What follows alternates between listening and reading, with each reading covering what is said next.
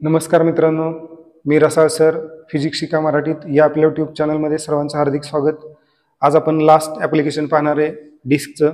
बरोबर, application of movement of inertia म्हणा, application of perpendicular axis theorem म्हणा, ते आपण शेवटचे ॲप्लिकेशन पाहणार आहे. बघा, लक्ष द्या. Movement of inertia of disc about tangent.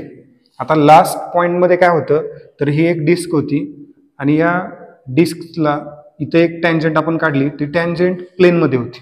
कशी होती? टँजंट प्लेनमध्ये.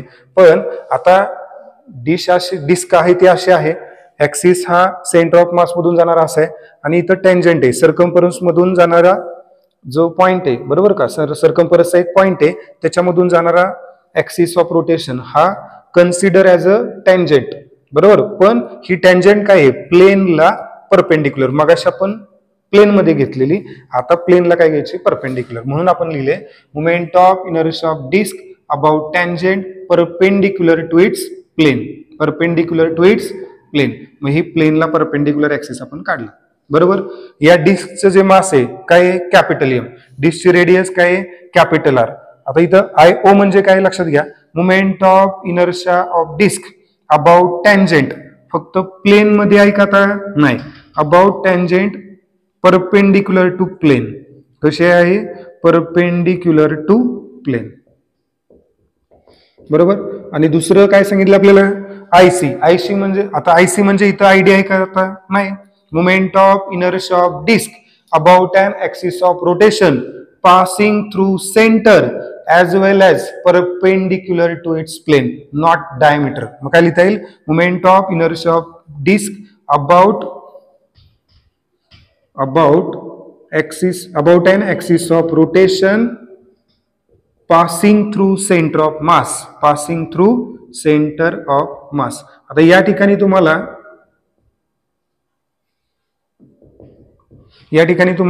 या ठिकाणी दोन ऍक्सिस जे आहेत ते कसे दिसत आहेत? पॅरलल. कसे दिसत आहेत? पॅरलल. हा ऍक्सिस कसे आहेत? पॅरलल. मग काय वापरावं लागेल? Parallel axis theorem. बरोबर. पॅरलल ऍक्सिस थेरम काय?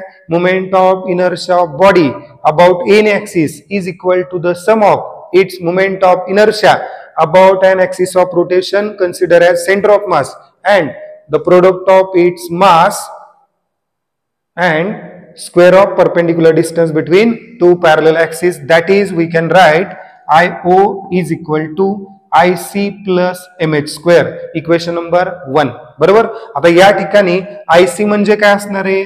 Movement of inertia of disc about an axis of rotation consider as centre of mass. आणि त्याची व्हॅल्यू आपण ऑलरेडी कॅल्क्युलेट केली, mr²/2. आणि distance between two parallel axis काय असणार आहे? Radius of disc, that is h equal to capital R. मग या दोन व्हॅल्यू, आयसी ची व्हॅल्यू काय टाकली? mr². h ची व्हॅल्यू काय टाकली? r. मग mr² येणार. बरोबर. आता या ठिकाणी इथं mr² आहे प्लसच्या या बाजूला आणि या बाजूला पण mr². mr² आपल्याला काय घेता येईल? कॉमन.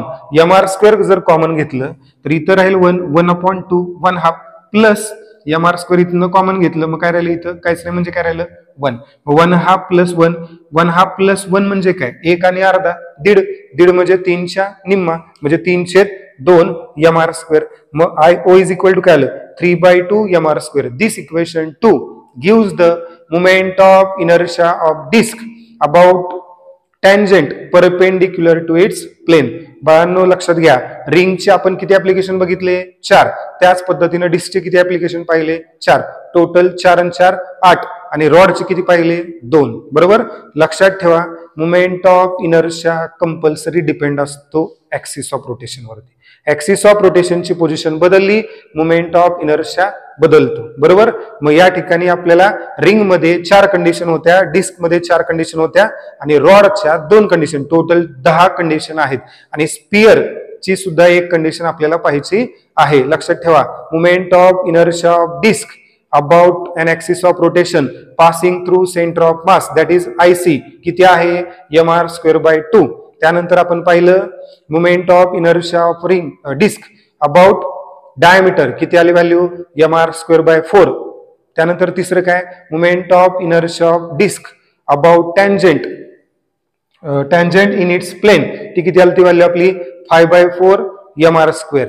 आणि लास्ट ऍप्लिकेशन आपण आत्ताच पाहिलं, movement of inertia of disc about tangent perpendicular to its plane आणि त्याची व्हॅल्यू किती आली 3/2 mr². या चारही कंडिशन रिंग मध्ये आहेत, त्याच्या व्हॅल्यू पण सेपरेट वेगवेगळ्या होत्या ते आपण पाहिले. ओके, काय अडचण आहे का? जर आपले व्हिडिओ तुम्हाला आवडत असतील तर नक्की लाईक करा, शेअर करा, जास्तीत जास्त विद्यार्थ्यांना आपलं चॅनल सबस्क्राईब करायला सांगा.